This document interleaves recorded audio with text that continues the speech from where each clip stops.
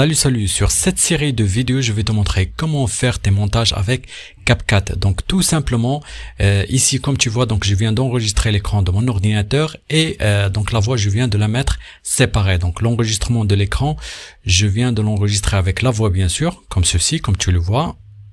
Donc comme tu vois, donc l'enregistreur de l'écran, ça veut dire que le micro de l'écran de l'ordinateur, donc il enregistre une voix pas terrible, mais en tout cas donc je viens de faire un enregistrement supplémentaire donc concernant la voix avec un micro professionnel, donc comme ceci par exemple.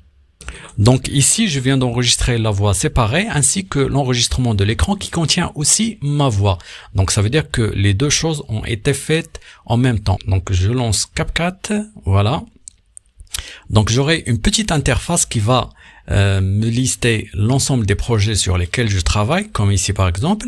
Et après, donc à gauche, j'ai le login, donc que j'utilise de mon TikTok. Donc tout simplement, si tu auras le bouton connexion, tu cliques là-dessus et tu choisis login avec TikTok avec le code QR. Et à partir de l'application TikTok, tout simplement, tu vas donc permuter cette connexion bien sûr. Donc si vous savez pas comment faire, donc vous pouvez trouver ça sur YouTube. Sinon, vous me le laissez dans les commentaires et je peux vous faire une petite vidéo là-dessus. Donc ici, pour créer un nouveau projet, tout simplement tu cliques sur créer un projet comme ça et après quand l'application charge, donc tu auras ici donc importer. Donc je vais importer les deux fichiers donc qui sont sur mon bureau comme ici par exemple, je les sélectionne et je fais ouvrir.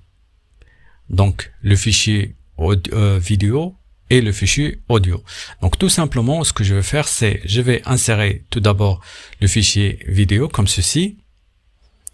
Et après, encore, donc je vais sélectionner le fichier audio, comme ça, et je clique sur le petit plus pour l'insérer. Donc ça, c'est une manière d'insertion. Sinon, tu peux maintenir le clic gauche et après, tu peux faire glisser, déplacer, comme ceci pour l'insérer, si tu veux, donc avec cette manière.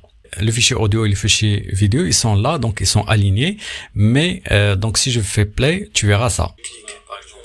Donc comme tu vois, il y a plusieurs voix et la voix n'est pas synchronisée.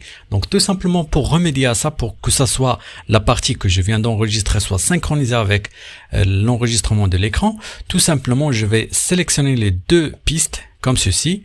Donc il faut s'assurer qu'ils sont sélectionnés. Comment le savoir? C'est avec le petit rectangle ici qui est en surbrillance. Donc dès que tu auras un rectangle sur les deux pistes ou bien les deux roches, tout simplement tu cliques avec le clic droit de la souris et puis tu cliques sur synchroniser la vidéo et le contenu audio.